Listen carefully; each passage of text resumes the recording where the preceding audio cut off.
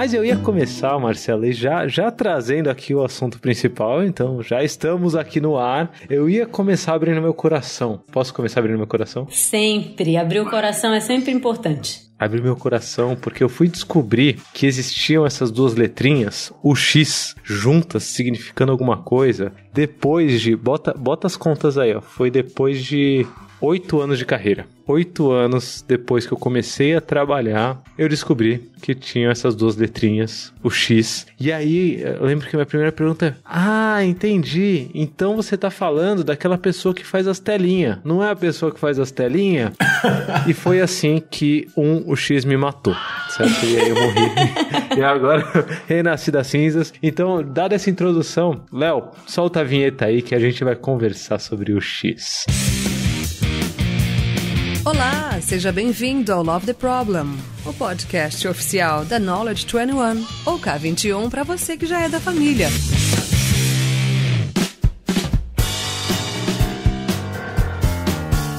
Fala galera, a gente tá aqui mais um episódio do Love the Problem. Vocês já começaram aí talvez ouvindo minhas angústias da vida, né? Meus problemas da vida e as cagadas que eu devo ter feito pelo mundo aí por não conhecer desse assunto que a gente veio falar aqui hoje, que é o X, User Experience, experiência do consumidor, do cliente, do usuário. Não sei, me ajuda aí porque eu tô hoje com duas pessoas. Eu sempre falo que é especial porque é verdade. Esse é um dos critérios pra estar no Love the Problem, ser especial. Então eu tô aqui com duas pessoas especiais e mais especiais ainda porque é só esse mundo louco remoto que nos permite estar aqui juntos, porque temos aqui diretamente de Lille, ele já é quase de casa, né, porque gravou aqui Love the Problem lá nos primórdios, lá no comecinho, agilidade na França, junto com o Guit, como que funciona esse rolê todo. Estamos aqui com Thiago Rosa. Fala, Thiago. Salve, salve, salve, amigos ouvintes, é um prazer inenarrável estar aqui novamente com as senhoras e os senhores e com o vosso querido Lula. Aí, ó, cá estamos, olha que carinho. Vocês não lembram do Thiago, vocês não sabem quem é Thiago, volta lá no segundo episódio, o Thiago conta toda a trajetória dele, quando ele saiu de navio daqui do Brasil pra ir até a França. Já pensou? Zoeira, ele foi de avião. Mas o Thiago tá trabalhando na França. Thiago, você ainda se define como UX Designer, ou você é agora Agile Coach ou Agile Expert? O que você é, Thiago? Conta aí pra mim. Além de um cara gente boa, né? Obrigado. Eu por um tempo na minha carreira eu tive um certo problema com isso, né? Mas hoje eu falo que eu sou um designer, cara. Eu sou um designer que manja de porra nenhuma, não, brincadeira. Eu sou um designer que... eu sou um designer que trabalha com solução de problema, cara, e tomada de decisão. Que lindo. E aí eu tento fazer isso em ciclos curtos e sempre tentando impactar não só o business, mas também a vida de alguém. Que demais. É demais porque eu me sinto mais confortável, Thiago, porque nos últimos tempos eu tenho me apresentado como alguém que desenvolve software. E ponto. Assim, pô, o que você faz? Eu desenvolvo software e às vezes eu ainda ouso e vou além e desenvolvo pessoas e organizações também, hein? Ousado, ousadia e alegria. Mas estamos aqui então com o Thiago diretamente de Lille, na França. Saudades, Lille. Em 2035 eu volto aí, Thiago. Quando o brasileiro puder sair daqui, eu volto, eu juro. Calma, gente, brincadeira. Eu vou aí pra gente tomar um café junto, né? Será? Brincadeira, gente, brincadeira. Já vai acabar, já tá acabando. Essa pandemia toda vai passar. 2020 pra ficar eternizado aqui no Love the Problem. Porque temos junto conosco aqui alguém especial também. Porque o Thiago, quando ele sugeriu esse tema de UX, eu dei pra ele os critérios. Eu falei, Thiago, seguinte, eu quero uma mulher foda no episódio e que seja querida, certo? Então esses são os critérios. Se vira aí, temos um mundo inteiro de possibilidades. Um mundo lusófono, né? Um mundo que fala em português, é claro. Então temos aqui conosco Marcela Coutinho. Oi, Marcela. Oi, nossa, que honra com esses critérios. Tô muito feliz de participar. Acho que vai ser super legal. Tô muito honrada de estar aqui, trocando essa ideia com vocês. Amo falar sobre isso. Sou aquela pessoa que gosta de ficar falando sobre essas coisas e fala até quando não... Tipo, vamos falar de outra coisa, mas também gosto de falar, sabe? Chega. Não, vamos falar sobre o Coringão. Não. UX. Precisamos falar sobre o cliente, né? Porque assim, no fim das contas, design é pra resolver problema. Designer gosta de problema. Então, o Coringão também tem problema, então, entendeu? Aí, ó, tem problema e resolve o problema de alguém, tá tudo conectado. Isso, exatamente. Por falar nisso, Marcela, hoje você também se apresenta como designer. Se eu abrir seu LinkedIn, o que vai estar escrito lá, Marcela? No meu LinkedIn tá Product Designer. Product Designer. Isso. Aqui. Tá vendo, Thiago? Mais uma palavra pra adicionar aí, ó. Além de designer, ó. Product Designer. Mas então, né? A gente sabe que tem um monte de definições e tal, mas eu super concordo com o Thiago, né? A gente é designer, que gosta de problema, que quer ajudar alguém, que quer trazer uma necessidade, conectar com um negócio e fazer as coisas rolarem. Basicamente é isso. Sensacional. Eu demorei muito tempo pra ter designers me acompanhando na vida, viu? Pra pensar em problema, mas hoje a gente grava o Love the Problem, né? Então, acho que eu tô tomando jeito, tá vendo? Ó, orgulho. Mãe, olha só, tô tomando jeito, tá vendo só? Hoje você tá trabalhando... Eu lembro, assim, quando fala Marcela Coutinho e tal, eu lembro de alguma coisa que talvez empresas grandes do Brasil, mas onde você tá hoje, Marcela? Hoje eu trabalho numa plataforma de ofertas aqui na Alemanha, é uma plataforma global. E é isso, a gente trabalha, essa plataforma é para 25 milhões de clientes, de usuários. Paulada. É muito interessante. E, assim, é um desafio que você tem que fazer uma coisa global, mas, ao mesmo tempo, você tem que pensar nas necessidades de cada país, né? Então, como é que você entende as necessidades do usuário da França, do usuário da Alemanha, do usuário do Brasil, do usuário... Então, é onde eu estou trabalhando hoje, chama Pepper, que é a marca mãe, e as plataformas têm uns nomes diferentes de cada país. Sensacional. Isso, sensacional. E antes, quando eu estava no Brasil, eu trabalhava no Itaú, coordenava o time de design lá do Itaú, que é uma galera, né, que é super boa e, enfim, toda a complexidade que tem no banco, mas um time muito bom, assim, muitas áreas trabalhando juntos e eu gosto de impacto, né? Essas coisas que quando tem muita gente, aí eu falo, eu quero fazer isso. Escala, né? Se não for pra mais de 1 milhão, nem me chama, porque o desafio é pequeno, não topo. É engraçado que eu acho que você é a segunda participante do Love the Problem que vem da Alemanha, brasileira na Alemanha. Ah, é? Então, o que me mostra que estamos perdendo talentos pro mundo aí, ó. Mundo, para de roubar nossos talentos, mantenha-se no Brasil. Aqui no Brasil também, não, vamos falar do que importa, vamos falar. Então, né, eu ia emendar aqui, mas eu fiquei quieto. Vamos falar sobre os problemas, vamos restringir nosso escopo aqui aos problemas que o UX resolve. Então eu já vou começar com a pergunta padrão aqui do Love the Problem. Se a gente tá aqui pra amar o problema, o que eu quero saber é que problema UX resolve? E aí, dentro dessa pergunta, essa pergunta já é capciosa, porque eu não tô nem instanciando o que é UX. UX é o profissional, UX é a área, UX é a ciência, UX, sei lá, ajuda o newbie aí, pelo amor de Deus. Que problema que UX resolve? Cara, eu adoro falar que não tem um problema que o UX não possa resolver, né? Eu acho que tem uma coisa que eu gosto, que é assim, se tem um ser humano envolvido, UX é importante para ajudar ele a passar de A a B sem tanta dor de cabeça. Não importa se é digital, se é físico. O que você acha, Marcela? Eu concordo. Basicamente, igual eu falei, né? Designer procura problema, gosta de problema. Assim, não importa se o problema é de uma empresa, o problema é de um produto, um problema é de um serviço. O problema é do quê? Se tiver um problema, o UX pode ajudar. Porque o que a gente faz a gente pensa na experiência, né? A gente pensa na experiência baseado no que a gente aprendeu sobre o problema daquela pessoa, que aquela pessoa está passando. Totalmente empírico. E é isso, sim. Resolver bucha.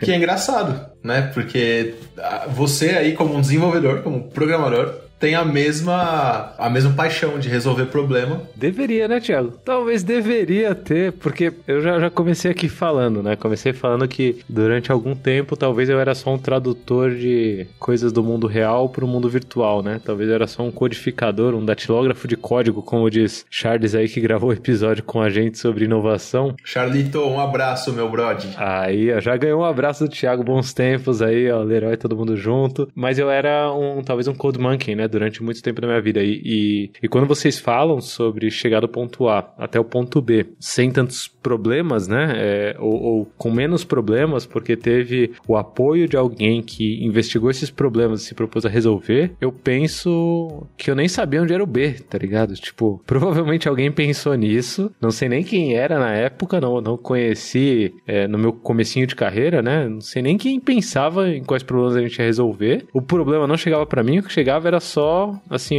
o mapa, né, assim, tipo, ó, o mapa é esse, só que sem bússola, tá ligado? Só chegava o mapa sem a bússola pra gente saber pra onde tinha que andar. Eu saía andando, né, assim, sem nem saber o que eu tava resolvendo da vida. Apelo pro mundo aqui, por favor. Léo, bota aí uma música bem assim pra tocar o coração, porque o apelo que eu faço pro mundo é: pense em qual problema você tá resolvendo, certo? Você não precisa ser uma pessoa que é profissional em resolver problemas do usuário, tanto quanto alguém de UX tanto quanto o Marcelo e o Thiago mas se você tá ganhando dinheiro, provavelmente é porque você tá resolvendo o problema de alguém. O problema que é esse, tem claro. Aí você entende o porquê de Love the Problem e as conexões que isso tem com o mundo, né, assim.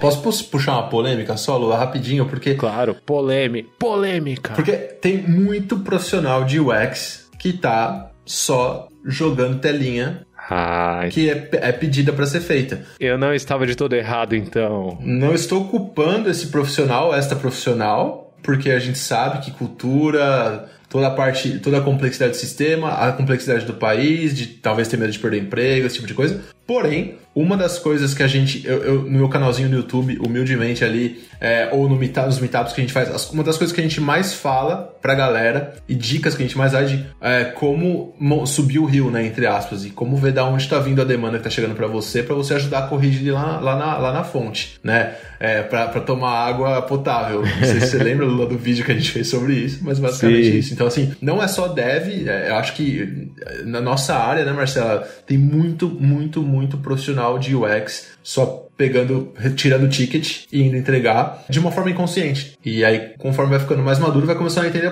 peraí, isso daqui que pediu pra eu fazer não tá batendo com o que eu tô ouvindo aqui sei lá, no download de uma pesquisa, ou que eu tô ouvindo num sistema de monitoring, de monitoramento, etc. Então, assim, não é uma problemática exclusiva de desenvolvedores. Isso aí a gente tem a rodo também. Esse arquétipo tem um nome, né, Thiago? Tem um nome pejorativo, mas é pejorativo propositalmente. É o tarefeiro. Que é o tarefeiro, né?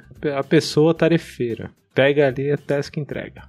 E assim, tem lá a lista de tarefa, né? Tem o que você tem que fazer, o que você tem que entregar. Mas quanto custa pra você parar e pensar ali 1 minuto da onde vem isso? Não vai atrasar. Às vezes, o que a pessoa tá trabalhando e fazendo vai demorar muito mais do que se ela for entender. E às vezes a solução é muito mais simples do que ela tá fazendo, do que ela foi pedida pra fazer. Porque simplesmente você não questionou. E às vezes, né, rola isso, tipo, a pessoa fica frustrada porque queria fazer uma outra coisa, mas o quanto que você pode puxar isso no lugar que você trabalha também? Porque, no fim das contas, a pessoa que pediu acredita que aquilo é a melhor coisa que poderia ser. Mas você poderia ajudá-la a mostrar que tem uma outra solução e que talvez essa outra solução traga muito mais valor, inclusive para a pessoa que pediu. E mais fácil de fazer. Mais fácil de fazer, que traga mais retorno. Acho que tem uma discussão que a gente sempre, que vez ou outra aparece, assim, que tipo, mas eu tenho que fazer essa tarefa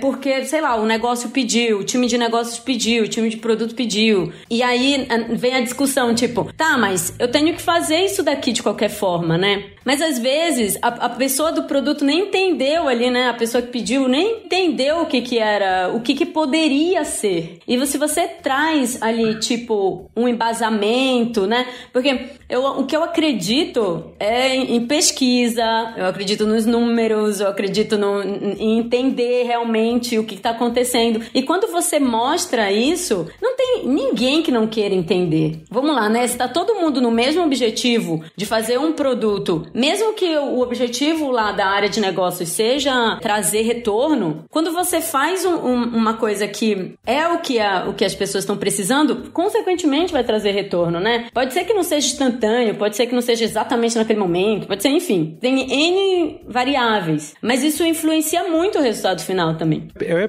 vou pegar o gancho aqui então, Marcela, para tentar colocar um pouco mais claro na minha mente, e na mente de quem ouve também, quais são um pouco mais dessas fronteiras. Eu sei que não são fronteiras estanques, não são fronteiras absolutas, mas para pelo menos tentar tangibilizar um pouco mais qual que é a fronteira entre uma pessoa que pensa produtos e uma pessoa que pensa UX, quais são as intersecções entre essas duas coisas. Por que eu tô perguntando isso? Eu pergunto isso da perspectiva de alguém que enxerga negócios como alguma coisa externa ainda, né? Eu venho me aproximando cada vez mais no mundo de negócios, né? O Love the Problem é um bom caso disso, assim. Love the Problem é negócios na essência, e é interessante porque não é negócios porque faz dinheiro, né? Você não paga pra ouvir Love the Problem, mas é negócios porque eu tô impactando um consumidor final, eu tô impactando um cliente, tô resolvendo o problema de alguém, assim espero, né? Se você tá ouvindo até aqui, eu acho que eu tô, assim, junto com o Marcelo e com o Thiago, mas aonde que fica, geralmente nas empresas, na realidade, essa fronteira entre alguém que pensa mais produtos, alguém que pensa mais a experiência do usuário, ou alguém que pensa um pouco mais a interface, né? Tem o UI aí, User Interface, a pessoa que pensa à frente. Como vocês veem, dentro da complexidade do mundo, até onde vai o UX, né? Talvez seja essa a pergunta. Cara, eu acho que não tem uma receita de bolo pra isso. O que eu acredito é num trabalho muito próximo. Entre a pessoa de negócios e a pessoa de UX, né? Assim como os desenvolvedores, os engenheiros. Realmente acredito que quando as discussões são feitas coletivamente, tem muitos inputs que não adianta fazer separado, sabe? Claro que vai ter a parte que cada um vai sentar lá na sua mesa e fazer. Mas assim, até onde vai? O que eu quero é que a pessoa de negócios fale pra mim qual é o problema que ela tem. Qual é o problema do negócio? O problema do negócio sei lá, não consigo te dar um exemplo agora, mas qual que é o problema que você tem no negócio? E eu vou te falar o que eu vejo, o que os usuários estão vendo de problema também. Né, fala que é realidade, né? Assim, a gente pega uma percepção e conecta um pouco com a realidade e vai tentando expandir um pouco essa visão, talvez. O que acontece, na minha opinião, é o seguinte, gente. Às vezes chega uma pessoa de produto e fala, a gente precisa matar essa página aqui. Ou a gente precisa adicionar isso nessa página aqui. E aí, como normalmente produto, hierarquicamente, está acima de tudo, a pessoa de produto às vezes pensa que ela tem que chegar para um profissional de UX já com a solução, porque, não, já tenho que falar o que eu quero aqui exatamente, porque senão eu vou parecer um idiota. E a pessoa de UX espera que chegue um problema. Então, assim, como eu enxergo que essa barreira não é nem barreira de atividade, de responsabilidade, de missão e tal. Eu acho que é mais uma barreira comportamental, onde tem um pouco de ego, tem um pouco de cultura aí da pessoa, de cada pessoa, mas pelo menos eu vejo muito isso. E que quando a gente põe só uma perguntinha, o profissional de UX, e eu gosto de falar que é responsabilidade do profissional de UX se colocar com essa postura, porque o principal princípio dentro de UX é empatia. Então, e a gente várias vezes a gente fala de pegue a empatia que você tem com os usuários do produto ou serviço que você tem e aplique para entender a sua organização e as coisas que acontecem na sua organização. E aí, quando a simples pergunta seja, por que a gente tem que fazer isso? Ou qual o problema que a gente está tentando resolver? Você já quebra todo esse mundo. Muitas respostas que vêm porque a gente está tendo um bounce aqui, um drop-off de 37% nessa página, enquanto no mercado a média é 2%. Isso para um profissional ou uma profissional de UX é uma lanterna num problema absurdo, que você fala, legal. E é aí que você entende, né? Tipo, tá bom, então qual que é a sua necessidade também, né? Eu posso te ajudar, eu posso fazer junto com você. E eu concordo 100% com o que você falou, Thiago. Tipo, eu acho que é muito mais uma barreira de comunicação, porque às vezes as pessoas simplesmente não se falam. As pessoas não se falam, simplesmente. E tem muita organização, em empresas grandes isso acontece demais, que quando você pergunta, e o Lula, acho que você vê isso muito mais do que eu e a Marcela, por que você tá fazendo isso? Porque me pediram. Minha chefe mandou. Mas quem pediu? Tá aqui no backlog, eu tenho que fazer. Então, acho que esse lance de subir o rio, eu acho que ela acaba, ela acaba quebrando essa barreira invisível que existe. Claro, uma pessoa de business, ela tem que pensar mais em business, em, sei lá, receita, custo de operação, lifetime value, tudo esse tipo de coisa. Porém, dentro de business tem o Customer Satisfaction, C-SAT. A satisfação do cliente é um dos grandes ali, uma das coisas que estão no top 5 das métricas que a galera de business olha. A galera de business que se preocupa e que entende essa relação de satisfação com rentabilidade, ou satisfação com recomendação, ou com, sei lá, qualquer que seja o que ela vai medir ali, sabe? Então acho que a pessoa de UX, acho que é a responsável por quebrar essa barreira justamente pela empatia. Você sabe que enquanto vocês foram falando, eu lembrei de uma palestra que eu assisti num evento chamado QCon, que eu gosto muito. Acho que foi o QCon 2018, eu acho, aqui em São Paulo, e era sobre a construção da NuConta, né, do Nubank. Então era construída a NuConta do 0 a milhões de clientes. Foi do Gustavo Bicalli e do Maurício Verardo. E eu lembro que em alguns dos slides deles, tinha o comecinho da NuConta, tipo, uma galera numa sala, assim. E dentro desses perfis tinha a galera de engenharia, né, que foi quem deu essa palestra, o Maurício e o Bicalli, mas tinha também a galera de UX, tinha a galera de produtos, tinha a galera que entendia mais de mercado ainda, né, que estava entendendo o posicionamento de mercado e tal. E essa mágica, eu acho que extrapola essas fronteiras até de métodos, frameworks, coisas do tipo, né? Porque é muito fácil, talvez, a gente tentar conectar um método, um framework, a um papel, ou a duas letrinhas ali, né? E achar que é isso. Então, por exemplo, Design Thinking, né? Que é um negócio que tá aí. Design Thinking e tal. Pô, Design Thinking é coisa de UX ou é coisa da galera de produtos? Definitivamente não é coisa de engenheiros, né? Definitivamente não é coisa da galera que coda. E aí essas fronteiras, não sei, me parecem que mais prejudicam do que atrapalham, mas eu também não quero julgar, assim, quem vive, né? Vira time de futebol. Saca? Cada um vai defender o seu, né? O silo ali, um contra o outro. Inclusive, esse daí é um papo polêmico e bom, né? Time de design, o time de UX, o time que pega só essa parte.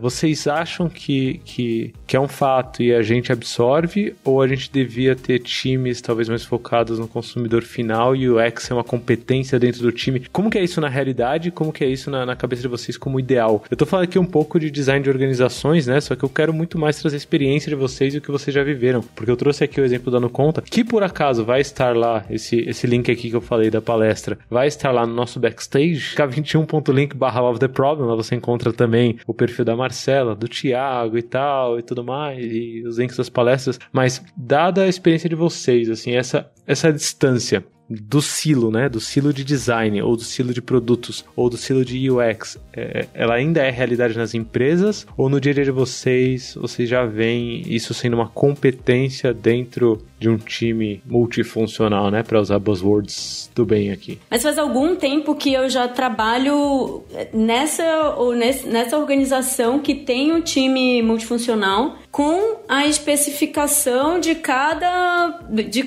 profissional. Então, assim, você tem o jeito de ficar mais forte, né, na sua área, mas você trabalha com um time multifuncional. Pro meu dia a dia, o que eu acredito, já que o insight de cada especialidade é tão importante, eu realmente acredito não acho que enfim, tem X modelos, que eu acredito na comunicação entre as pessoas. Eu realmente acredito que conversar com o desenvolvedor no começo, que trocar muito com o PM é muito importante. Então eu realmente acho que esta forma de trabalhar, quando você traz todo mundo, né, funciona bem. Claro que tem algumas empresas que fazem os pools de design ou de engenharia, tal, não sei o quê, que, enfim, nunca participei dessa maneira que está sendo estruturado agora, mas acredito que para isso funcionar tem que ter uma comunicação muito forte, assim, sabe? Porque, no fim das contas, o produto ele não é construído por um profissional só, né? Por uma especialidade só. E as pessoas têm que entender muito bem, porque igual pegando o gancho de que você falou, que no começo eu demorei muito para saber o que o UX fazia, ou o que era isso e tudo mais. É muito importante que o desenvolvedor entenda por que você está propondo aquilo. Porque ele traz soluções muito melhores. Tipo, eu discuto muito com com o desenvolvedor, sabe? Tipo, eu falo, vem aqui, ó, tô pensando nisso daqui, e tem soluções que são muito mais fáceis, melhores e tudo mais, porque são apenas visões diferentes que se completam, assim. Eu gosto muito disso que você tá falando, Marcela, porque a gente, na Leroy lá, quando a gente tava no Brasil ainda, a gente chegou num ponto onde, numa Tech Talk de sexta-feira, se eu não me engano, eu não vou falar o nome do dev agora, pra não errar e não cometer injustiça, mas ele fez uma apresentação sobre UX. Pra mim foi, porra, foda, é isso, sabe? É por isso que a gente trabalha. E quando a gente pega também tudo a literatura aí, falando de Lean Kanban, etc., se uma pessoa que não é expert em alguma coisa ajudar com a especialidade da outra pessoa, ao invés de começar uma coisa nova, por menos capaz que ela seja nisso, vocês ainda vão terminar mais rápido do que se cada um tivesse indo fazer o seu, isolado. Então eu acho que isso eu concordo demais com isso. Eu acho que tá ficando super normal essa forma de fazer as coisas. É uma coisa positiva que veio de uma coisa que eu não acho tão legal, que é o modelo Spotify, mas no modelo Spotify você vê ali que no time tem um designer, sabe? Então talvez isso esteja sendo adotado sem a lucidez completa do porquê, e tá sendo mais porque não, a Spotify fez, eu vou fazer também. Mas tem os seus benefícios, né? E aí acho que com o tempo e um pouquinho de maturidade, os times vão entender que o modelo Spotify funciona pra Spotify, saca? Mas isso é outro episódio, eu acho, mas eu acho que é isso, exatamente. Tipo, às vezes as empresas copiam esse modelo, mas esse modelo ele foi feito para aquela empresa, né? E o modelo nem funcionou tão bem assim lá dentro, enfim, tem um monte de coisas, porque faz parte do aprendizado as coisas às vezes não funcionarem. E como é que você faz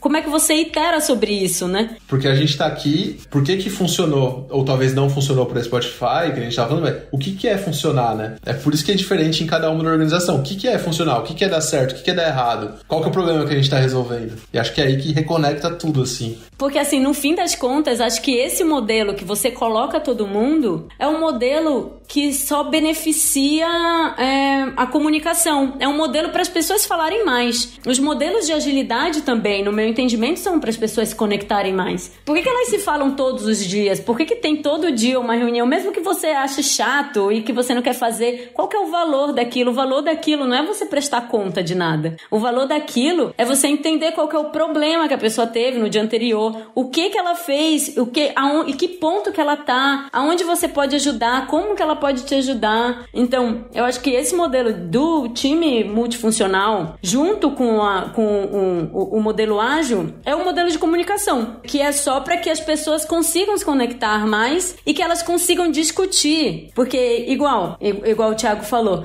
mesmo que elas façam separado, elas vão demorar muito mais tempo fazendo separado, né? Mesmo que a pessoa não tenha tanto conhecimento daquilo, ela ainda vai demorar mais fazendo separado do que ela discutindo e fazendo junto. Vocês sabem que a gente tava comentando aqui, o Thiago até mandou um abraço pro Charles, né? Eu tava comentando aqui que quando a gente gravou o episódio sobre inovação em grandes empresas, em grandes corporações, com a galera do Banco Carrefour, uma das frases que o Charles falou, eu tinha até comentado com vocês, mas eu não falei qual que foi a frase, né? Assim, mas uma das frases que o Charles falou foi que se você tem um squad, ele é para resolver o problema de algum consumidor da sua empresa. Assim, o foco é esse, e isso que deveria ser o pilar base do instanciamento de um squad, assim. Ele falou, não que o resto das áreas de apoio, não possam se organizar em times ou do jeito deles, mas não chama de squad porque não tem o consumidor ali como foco e tal, mas a gente tem um episódio, pra quem ainda não ouviu, fica aqui a dica, episódio, não lembro o número, mas com o Henrique Imbert, que trabalhou no Spotify, hoje trabalha no Magalu, 2020, né, não sei do futuro, mas acredito que talvez ainda esteja lá quando você ouve esse podcast, mas a gente discute sobre squads e agilidade organizacional. Pra quem não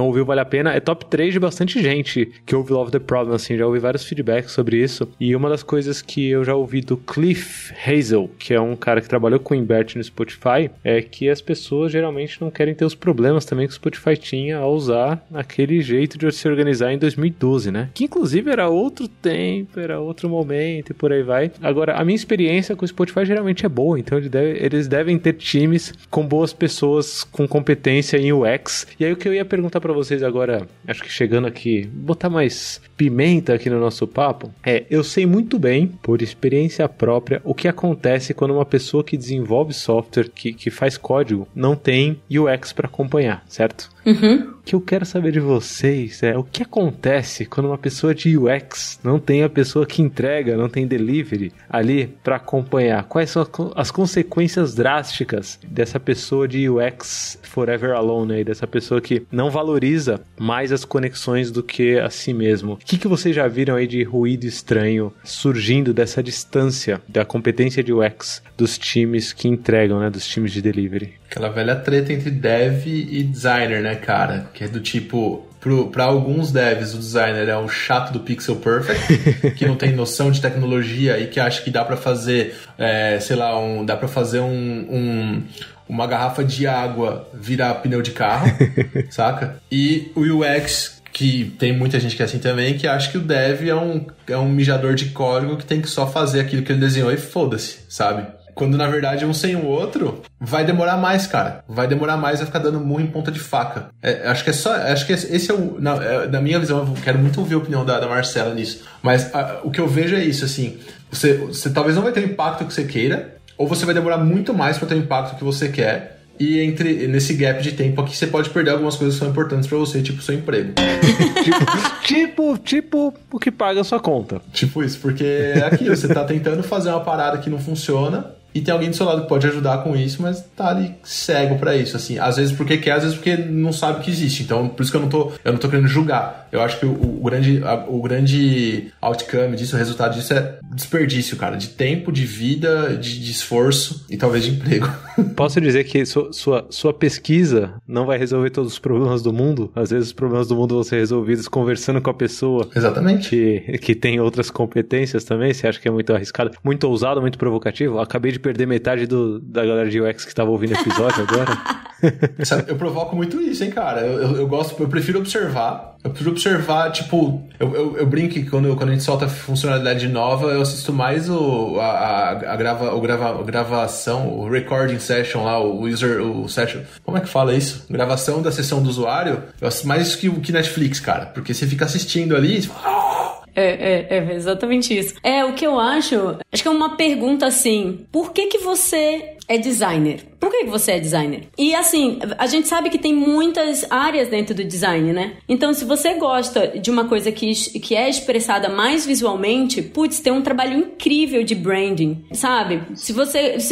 Assim, todas as áreas do design vão ter problemas para resolver, sabe? Mas por que, em essência, você é interessado em fazer aquilo? Se você quer ficar mais próximo das pessoas, se você realmente se importa com a questão da empatia, que é super importante, que a gente fala tanto, que você já ouviu 1 milhão de vezes em todas as conferências e palestras que você já foi, como é que você vai entregar isso e ver algum valor no que você está fazendo se você não consegue fazer com que o produto final chegue na rua? Para o produto final chegar na rua, precisa do desenvolvedor, não é mesmo?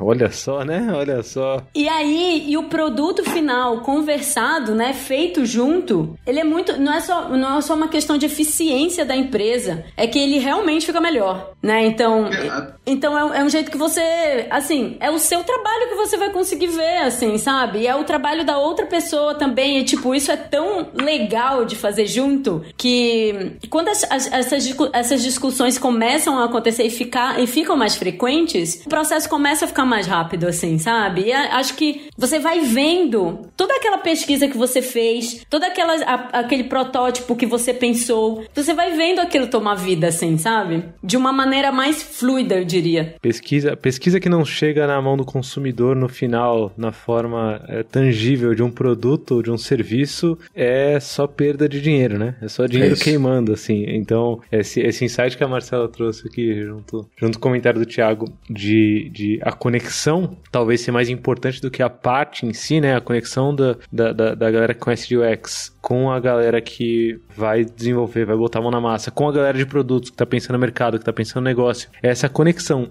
sendo materializada em um serviço ou um produto que está sendo continuamente iterado, talvez seja o que justifica o dinheiro que a gente ganha no final do mês, né? É o que o Thiago colocou aqui, né? O que talvez, essa desconexão talvez me faça perder o trabalho, fora os problemas que esse lance de passar task por cima do muro ou por baixo da porta não geram, né? Que é, por exemplo, coisas que eu já vi acontecer. Não vou passar isso pra frente ainda, porque ainda não tá perfeito. Certo? Não, ainda não cheguei no estágio de perfeição aqui do meu design, né? Então não vou passar pra frente. E quando eu falo isso com vocês, dói um pouco mais ainda, porque o termo que a gente usa na K21 pra isso de não, eu vou fazer ficar perfeito aqui a minha ideia antes de levar ela pra frente, o termo que a gente usa pra isso é Big Design Upfront. E aí dentro de Big Design Upfront, que eu uso até pra desenvolvimento de software, que eu uso pra código, que eu uso pra arquitetura de software, que eu uso pra qualquer serviço, que qualquer profissional use, tem ali uma palavra que toca diretamente na missão de vocês, né? Que é Big Design Upfront, né? Cara, e pra gente é difícil isso, hein? É um termo, pelo menos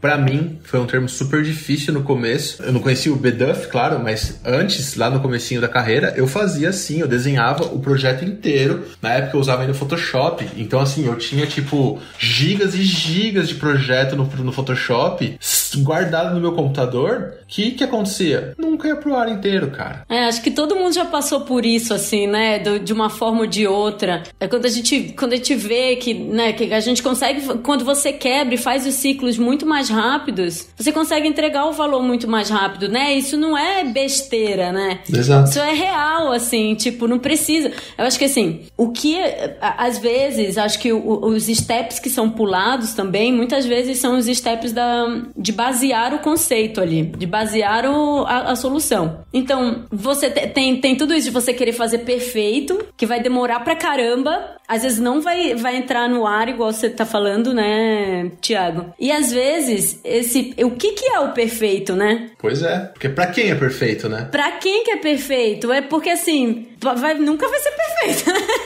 Talvez pro seu ego, talvez pros seus medos, talvez pro seu ego, exatamente, né? Entrando isso. Um pouquinho aqui mais na provocação em si, né? E isso da perspectiva de alguém também que é bedufeiro, né? Então, juntemos-nos aqui, nos bedufeiros anônimos, né? Então, todo mundo que ouve Love the Problem aqui, só por hoje não bedufarei, né? Promessa aqui só por hoje, né? de vida. Tentando fazer interativo e incremental. O que puxa, Marcelo, esse lance que você trouxe de ir incrementando, né? Ao invés de fazer igual o Thiago foi ensinado, né, Thiago? Porque você não tirou essa ideia da cabeça também. Não foi tipo, eu acho que é melhor fazer assim. Você vai sendo ensinado pela vida. O que me ensinou a não ser assim não foi porra de artigo, foi preguiça, cara. Eu falei, eu tô fazendo tudo esse trampo aqui e ninguém tá usando. À toa. Era mais fácil eu estar tomando sol na praia, porra. Era mais fácil eu estar passeando. E ninguém tá usando por culpa minha. Depois eu realizei que era culpa minha, não era culpa dos outros. Porque, né, primeiro a gente fala, ele não codou assim, mas não funcionava. E eu acho que tem um lance também de manter o foco, sabe? Puta, qual que era o problema principal? O problema principal é esse. Aí fui resolver esse problema. Já que a gente chamava de Jaque, né? A Jaque sempre chega a precisar. Eu vou resolver isso daqui também. Puta, mas pra resolver isso daqui também, aí dá um problema aqui nesse outro pedaço que a gente não tá estudando agora. Mas talvez seja só mudar um negocinho aqui de lugar. Quando você viu... Você não sabe nem qual problema você tá resolvendo no começo. O projeto tá tão grande que demora... Qual que vai ser o valor que você vai entregar? E se ele demorar, tipo, cara, tudo isso... Porque tem tantos... uma coisa que a gente mude, né, como designer, eu falando assim como designer, uma coisa que você pensa que, tipo, cara, se isso não foi extremamente importante pra resolver o problema que você viu do usuário, o problema, como que isso se conecta com o negócio, cara, isso realmente é essencial pro que você tá entregando agora? É isso aí. Porque eu sei que a gente quer fazer sempre mais legal, né? A gente quer, tipo, puta, mas podia ter só mais isso daqui, ia ser incrível. Só que às vezes vai ficar velho. Tem uma parada louca disso que você tá falando, porque a gente tá falando de digital, de resolver problema, de design digital, e o cara, bacana. Só que se a gente voltar e a gente for olhar tudo que se diz sobre design gráfico, tá ali. Se um elemento visual não tem uma função no quadro, tira.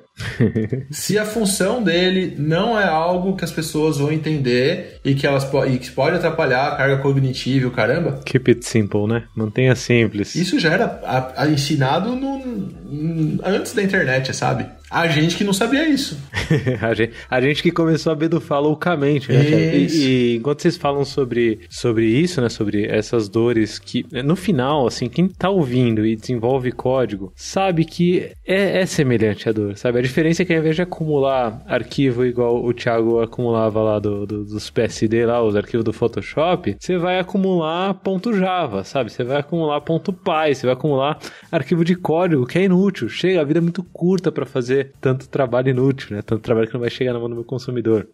Eu acho que às vezes a gente pensa assim, putz, mas como designer, né, Thiago? Vê o que você acha, mas a gente pensa, mas a gente vai melhorar só aqui essa parte pequena aqui do site, mas vai mexer só aqui nesse botão, e aí quer colocar mais não sei o que, não, mas vamos então já mexer no header, vamos então já mexer não sei aonde, e é isso que vai virando um monstro que não precisa, porque aquela pequena área lá é o foco do problema. É isso aí. Aqueles botão que você vai mudar, pode mudar a conversão, pode mudar a retenção, pode mudar. Então, tem um valor, todo o pequeno projeto, por menor que ele pareça, tem um valor que você consegue medir. Então, se você consegue medir, vai em frente. Se você não consegue medir, pensa de novo. Tenta entender qual que é o problema, né? E se você não consegue medir, mas você acredita muito naquilo, como que você reduz isso a quase nada e testa? No dia, tipo, no papel, ó. A minha vida é isso aqui, gente, é papel hoje. Metade do meu tempo eu tô rabiscando aqui, ó. Porque tá muito fácil hoje você fazer um puta design legal, bonitão, interativaço, porque tem uma porrada de ferramenta que simplifica isso. Só que o impacto na saída é isso aí, né? Mais tempo de desenvolvimento, não sabe se tá resolvendo o problema, e aí por aí é uma seara embaçada. E quando a gente fala isso, também me lembra como é que a gente faz para que a base seja forte, né? A base desse protótipo seja forte, né? É isso aí. Porque às vezes passa tanto tempo no protótipo em si, mas o problema, ele é lá o começo. E aí, o que você faz? Tipo, tá, vocês estão falando aí, tá, vai, entende o problema, entendi, e aí, faço o que com esse problema? Né? Mas o que era entender este problema, né? É basear, aonde você pega a base disso, né? Pra mim, isso é muito, como é que eu consigo basear muito se eu vejo quais são os dados de uso, quais são, se eu faço nem que seja um survey qualquer, uma pesquisa quantitativa, uma pesquisa qualitativa. Falando assim, parece que vai gastar super tempo na parte de pesquisa, mas isso é tão importante e não significa que você vai gastar muito tempo. Tem tanta ferramenta que você pode fazer rápido, assim, sabe? Pesquisa não é aquilo que você tem que ficar lá e aí dar uma volta, 6 meses. Cara, um survey é uma pesquisa. O jeito que você estrutura uma pergunta é um jeito de você pesquisar. Eu lembro que uma das primeiras vezes que eu vim aqui pra França, eu ainda tava fazendo meu último projeto no Brasil, que tinha relação e tal. E aí, quando eu tava aqui, um cara que tava pra me desafiar, né, na parte... a gente fez uma semana de prototipagem, de prototipagem aqui. E aí eu tinha alguns experts que vinham desafiar a gente e tal. E aí eu tava fazendo um projeto que era super complexo tecnicamente. Eu sabia disso, mas eu falava, não, tem que fazer assim. Aí um cara chegou e perguntou, né, falou, qual que é o problema do seu usuário? Ele quer informação nesse detalhe ou é você que quer fazer o projeto assim? Aí eu peguei e falei, cara, é uma boa pergunta. Aí, né, eu já tava um pouco mais evoluído, então eu não consigo controlar tanto com açúcar, mas meu ego eu já consigo controlar bastante. Então ele tava em casa, eu falei, cara, vou fazer uma pesquisa. E aí eu lembro que eu subi uma pesquisa, tava na França, eu subi uma pesquisa no site lá no Brasil, e eu falei, amanhã eu vou ter a resposta. Cara, no dia seguinte, como eu tinha acesso pra caramba no site, no dia seguinte eu tinha a resposta pra pergunta. É exatamente o que a Marcela falou. É a forma que você vai estruturar a sua pesquisa também, pra você não induzir a resposta. Enfim, tem uma porrada de técnica interessante aí. Mas eu fiz uma pesquisinha ali, é uma pesquisinha quantitativa totalmente, então eu elaborei as perguntas de uma forma que quando eu chegasse ao resultado, eu ia saber ali, tá, é isso a resposta. Fiz um cálculo ali de significação quantitativa pra saber que aquela amostra de pessoas estava me dando uma informação precisa, o suficiente. Estatística, basicamente estatística, saber quão certo a gente tá e quanto isso pode mostrar. Fiz o calculinho ali e falei, pô, beleza, eu preciso de 1.200 respostas. Deixei rodando, cara. No dia seguinte tava lá as 1.200 respostas. Olhei o que deu. Deixei ali um campo aberto para quem quisesse aprofundar. Li ali, tomei minha decisão. Passou uma semana, o meu protótipo estava no ar, já com o cliente usando. Passou um mês, estava rolloutada para o Brasil todo, só por conta de uma pesquisa com 2 perguntas que eu elaborei depois de algum trigger que um cara que não estava vendo o projeto me desafiou. Você sabe que quando eu ouço vocês falando tudo isso, esse lance de distância entre as competências que a gente tanto condenou aqui, né, que tanto é prejudicial e trazem consequências drásticas para o consumidor final, ele tá começando a acontecer, Thiago, e aí eu vou chegar aqui no final do episódio já com um gostinho aqui de polêmica para cada um refletir enquanto ouve. Mas ele tá começando a acontecer, inclusive com a própria agilidade sendo desvirtuada. Então, a pessoa de agilidade tá começando a se isolar dentro da sua própria competência. Aí fudeu. E aí começa a ferrar o conceito em si, porque no final a agilidade é tudo isso que a gente tá falando aqui, certo? No final, quando a gente fala da Princesa Jaque, por exemplo, o Thiago falou da Princesa Jaque, quando a Marcela falou, Jaque tá fazendo isso daqui, vai fazer, que é a disfunção que a Marcela trouxe aqui, que comumente acontece em design, a Princesa Jaque, ela tá lá acho que no terceiro episódio do Love the Problem, se eu não me engano, que é o portfólio ágil Castelo de Mentiras, certo? Tá lá, é um dos elementos do Castelo de Mentiras, é a Princesa Jaque, e isso faz parte da vida do designer. Então, a pessoa de agilidade também, que se isola dentro de processo, dentro de método, dentro de framework, e não se conecta com o resto da organização, ela tá correndo os mesmos riscos que a pessoa de design que se enrola, que a pessoa de design que se isola, né? A pessoa de design que não olha, e talvez, Thiago, esteja alimentando o próprio ego, né? Eu queria deixar essa provocaçãozinha, porque no final, o que a gente tá falando desde o começo aqui do episódio é a agilidade na sua essência, na sua forma plena, né? Então, quando você fala sobre subir o rio, por exemplo, né? Chegar mais perto da fonte das ideias, chegar mais perto do upstream, você tá se referindo à imagem que a gente da K21 chama de True Agile, né? Que por acaso vai estar lá no nosso backstage, k21.link/Love the Problem. Se você não conhece a imagem, entra lá que vai estar lá, True Agile, e a conexão entre as partes, muito do episódio de pensamento sistêmico aí, pra quem não ouviu, também fica a dica aí, pensamento sistêmico, mas a ideia de conexão entre as partes, que a Marcela trouxe fortemente aqui, ser sobre comunicação, né, ser sobre a gente junto tentando resolver um problema, é no final a essência da agilidade. Então, a pergunta que eu ia fazer já tá respondida, porque a pergunta que eu ia fazer aqui, antes da pergunta final, calma que ainda tem a pergunta final, mas antes da pergunta final, a pergunta que eu ia fazer é, e aí, esse lance de UX funciona com métodos ágeis? Gente, se você não se ligou, volta aí do começo do episódio, ouve de novo, com essa visão, com esse prisma, porque o que a gente tá falando aqui é sobre métodos ágeis, a gente tá falando sobre agilidade, no fim, desde o começo desse episódio. Mas a pergunta que eu ia fazer, que não quer cá, que rufem os tambores. Atenção, a pergunta pela qual eu e Marcelo estamos esperando a resposta há 1 hora aqui, e Thiago ficou na incumbência de dar essa resposta. A pergunta é, Thiago, mas e se eu não tenho alguém com essa competência de UX, de User Experience, experiência do usuário, dentro do meu time hoje? Se eu não tenho dentro da minha empresa alguém com essa competência, o que eu faço, Thiago? Sento e choro? Desisto? Não. Viro a mesa e desisto da vida? Chega? Que isso? Vem cá, assim, ó, vou te contar. Aplica safe na sua não, brincadeira. Tá resolvido, cara. Não faça isso. Não faz isso não, porra. Zoeira, volta, é zoeira. Voltando à resposta, continua ouvindo, por favor, era zoeira. Era muito zoeira, tipo, não aplica, mas enfim. Pra quem não entendeu a piada, só pra quem não entendeu a piada, não sei se é alguém que tá ouvindo, né? Safe é Scaled Agile Framework Enterprise. Se eu não me engano, é um método, entre aspas, método ágil em escala. Que te leva longe da agilidade. Entre aspas, porque é polêmico, isso dá todo um outro episódio que o Thiago já tá aí no páreo pra ser escalado pra esse episódio agora depois dessa, hein, Thiago? Gosto muito. Falar mal disso daí eu vou adorar. Ah, meu Deus do céu. Você que tá falando que é bedufeiro, Thiago, não sei, deixa pro episódio lá a gente discute, mas talvez esse não é o caminho pra você resolver sua falta de competência de UX. Qual é o caminho então, Thiago? Basicamente se você não tem um UX próximo trabalhando, você é o UX, saca?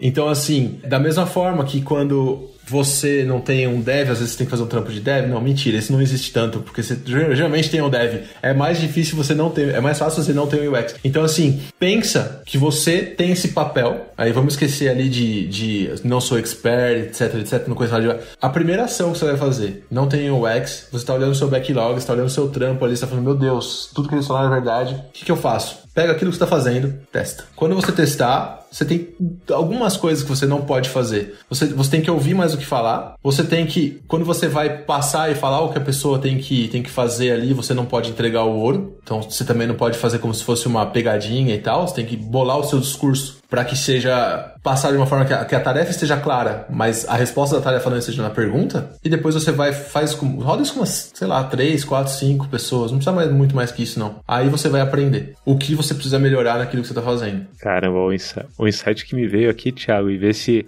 eu tô na linha certa, mas independente de você ter alguém com a competência de user experience ou não, dentro do seu time ou dentro do que você faz, a experiência do usuário vai estar lá. Exatamente. É decisão sua assumir isso ou deixar Deus dará. Eu acho que é a mesma coisa com o time de produto, né? Se não tem uma pessoa do produto, alguém vai fazer. Se não tem uma pessoa de UX, alguém vai fazer. É isso aí. Eu não acredito, obviamente, que vai sair na mesma qualidade, né? A gente sabe que tem muitas metodologias e tudo mais. Mas o que é bom no final, né? Mas eu acho que uma forma que existe de você mostrar que aquilo é necessário também, entendeu? Porque não é todo mundo que é obrigado a querer fazer tudo, né? Vamos combinar. Mas você pode entender, putz, aqui eu consigo ir até aqui. Se a gente colocasse mais esforço nessa parte, nessa outra parte, o que seria bom para o nosso time, para nossa empresa, entendeu? Eu acho que começar as discussões são muito importantes também. Todo mundo pode começar as discussões, né? Às vezes a pessoa fica lá no trabalho, mas será que eu posso falar isso? Você pode falar o que você quiser, que você acha que vai contribuir com o seu time, que vai contribuir com o seu projeto, que vai contribuir com a sua empresa, você pode falar, entendeu? Se você acha,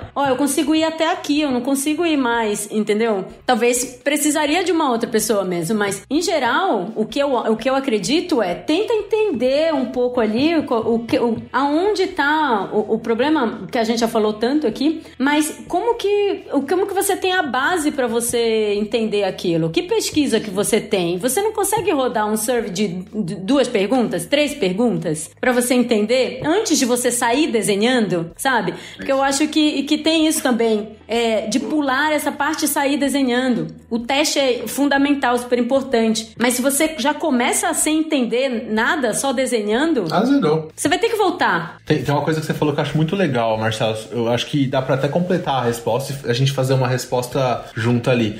Antes de você ir testar, legal, dá uma subidinha no rio e pergunta pra quem você acha que escreveu aquilo ali, aquela demanda. Tô falando no caso de você não ter o UX junto com você ali. Mas se tiver também, por que a gente tá fazendo isso? Porque precisa entregar a semana que vem. Legal. Mas por que a gente precisa entregar a semana que vem? Qual que é o motivo? E aí tem que perguntar isso no cafezinho, aí deve ter episódio do Love the Problem falando e dando dica de como fazer isso de uma forma que você não vai ser escorraçado.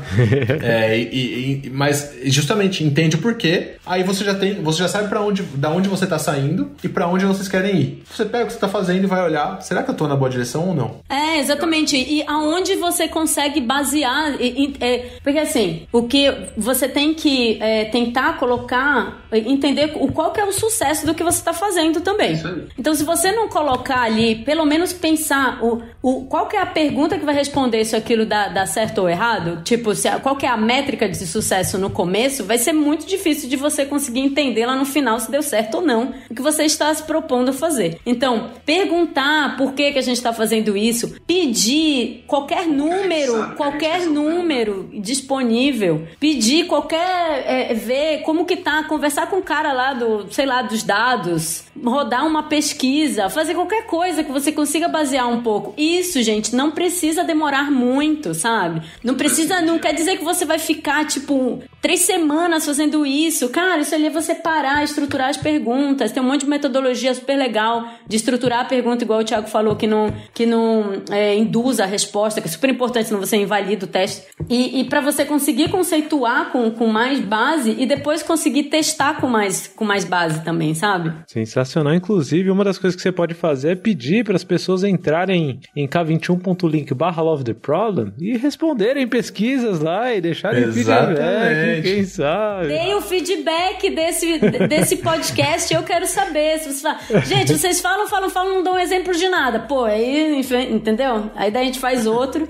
Mais um para dar exemplo. Só exemplos de UX. Aí, a gente vai se adaptando e por aí vai. Mesmo você fazendo um trampo que não vai estar do mesmo nível de qualidade que um profissional ou uma profissional de UX vai fazer, uma coisa, já está feito, você já começou a abrir o olho disso na sua organização. Segundo, vai ser mais fácil para argumentar, que nem a Marcela já falou, porque hoje fazer tela bonita com material design, com carbon, qualquer um não faz, gente? Eu fico uma semana com a minha mãe ali, ela vai fazer uma tela bonita. Claro, não vai ser o mesmo nível de tela se a gente pegar um belo de um UI designer que vai trabalhar os ícones, vai pensar nos princípios da marca, vai colar com o guideline e tudo. Mas uma tela que o olho normal, vamos dizer assim, de um não designer, vai enxergar e falar assim, isso aqui é bem feito. Porém, se vai conseguir terminar a tarefa que tá ali pra fazer, ou seja, se vai conseguir chegar até o fim ali na tela de sucesso, ou se vai chegar no fim de uma interação, aí são outros 500. Então, aí a provocação de nem sempre o que é bonito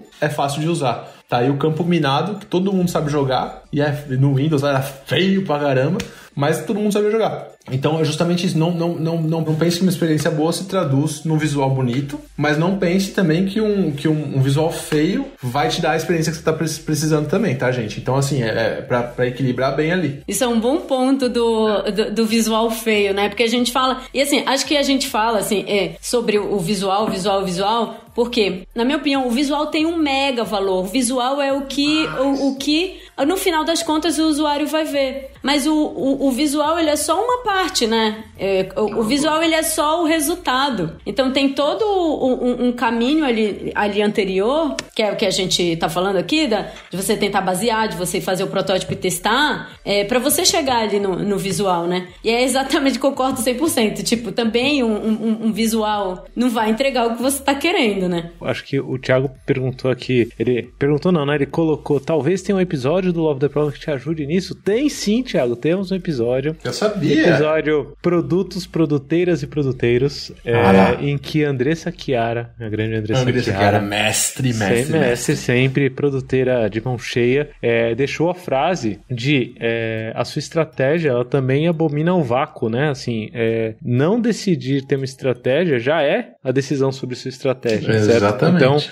Então, no final, assim, se você quiser amarrar as pontas e tentar entender como você traz um pouco mais da experiência do cliente para dentro do seu dia a dia, comece a entender também um pouco mais sobre estratégia, comece a entender um pouco mais sobre o seu produto, comece a entender um pouco mais sobre o seu consumidor e não ser alguém formado em design não é desculpa para isso, certo? Eu tô aqui no Love the Problem desde os primórdios fazendo isso, acontecendo junto com uma galera muito competente, é claro. Agradeço todo mundo aqui que faz o Love the Problem acontecer. Um beijo, Bia, Fernando, todo mundo que traz convidados aqui, todo mundo que participa, mas é uma decisão sua no final. Vou deixar esse pingo de reflexão. Thiago, Marcela, querem trazer alguma mensagem final aqui para ficar eternizada no Love the Problem, nesse grande episódio do Love the Problem, que todos os UX do mundo vão ouvir, porque as pessoas vão recomendar para todos os UX do mundo ouvirem, todos os designers do mundo ouvirem, que ouvem em português, né? Claro, porque tá em português. Alguma mensagem aí pra ficar eternizada? Acho que a minha mensagem é: pare pra entender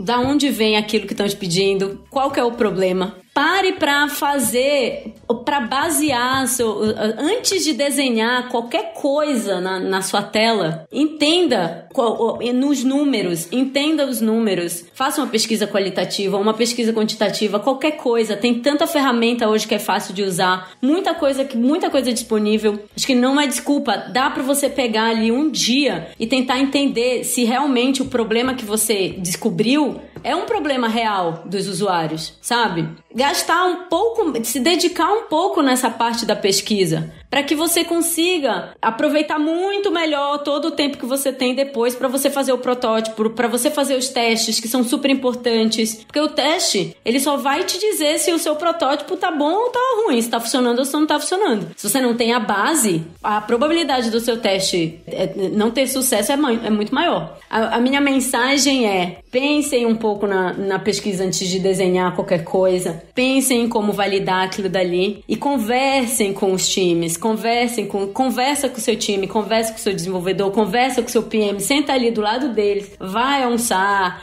cria conexão, faz o seu network, é super importante. No final das contas, o trabalho é de todos vocês e é um puta de um orgulho quando sai na rua e todo mundo vai ficar feliz pra caramba, é demais. Então, vale a pena, sai da bolha. Sensacional, sai da bolha, ó, resumiu resumiu muito bem. Uma salva de palmas aqui pra Marcela. Muito Sai bom. da bolha. Thiago, sua mensagem final pra humanidade. Cara, eu gostei muito do que a Marcela falou. Eu vou falar a mesma coisa, só que com outras palavras, na real, tá, gente? Eu vou falar, pergunte, observe, e o tempo que você vai ficar fazendo vai ser muito melhor aproveitado. É muito gostoso você desenhar um negócio que você sabe que tá resolvendo um problema. Aliás, é muito gostoso você tá resolvendo um negócio que você tá desenhando um negócio que você acha que vai resolver um problema. E aí, por não ter certeza, você quer diminuir o seu risco. Então você vai testar isso rápido e você vai desenhar de novo. E você vai fazer isso de novo. E talvez no mesmo tempo que você demorava para fazer uma parada super completa, complexa, interativa, linda, você talvez vai fazer 5 mais simples. Talvez com o mesmo nível de qualidade visual, com o mesmo nível de qualidade interativa, porém com menos coisa ali, com menos coisa chamando a atenção e tal. Então pergunte, observe, e aí o que você tem ali desses dois, você bota na prática. Perguntar pro PM, perguntar pro user, perguntar pro dev, perguntar pro Agile Expert, pergunta pra todo mundo, gente. Sai perguntando. E uma pergunta legal que você pode fazer é: como que eu posso te ajudar? E como que eu vou saber que eu vou ter te ajudado? Ó, sensacional, hein? Duas belas perguntas. Eu vou deixar aqui, Thiago, uma provocação final aqui. Quem sabe não vira um novo episódio, mas a minha provocação final aí pra quem ouviu é só o temperinho assim por cima. Design não é aquele negócio que você faz só no seu papel. Design é aquilo que chega na mão do seu consumidor final, certo? Então, eu acho que isso talvez casa bastante aí com o lance de sair da bolha, com o lance de pergunte, observe e faça baseado em tudo isso. Posso pôr uma pitadinha de sal no que você falou? Opa, tempero é sempre bem-vindo. Porque, às vezes, o seu design, ele tá chegando bem aonde e a pessoa não tá percebendo. Isso é sucesso também. Exatamente. E design invisível é tão bom quanto design que agrada demais. Porque a pessoa foi tão fácil que ela nem percebeu. Sensacional, uma salva de palmas para Thiago e chegamos ao final. No próximo episódio a gente se vê. Valeu, galera.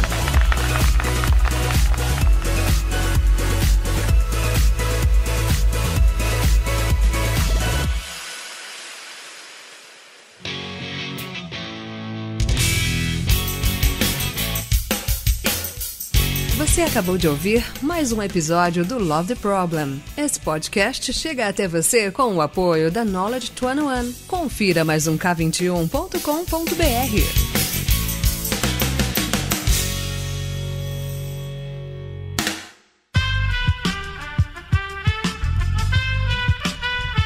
Esse podcast foi editado por Aerolitos Edição Inteligente.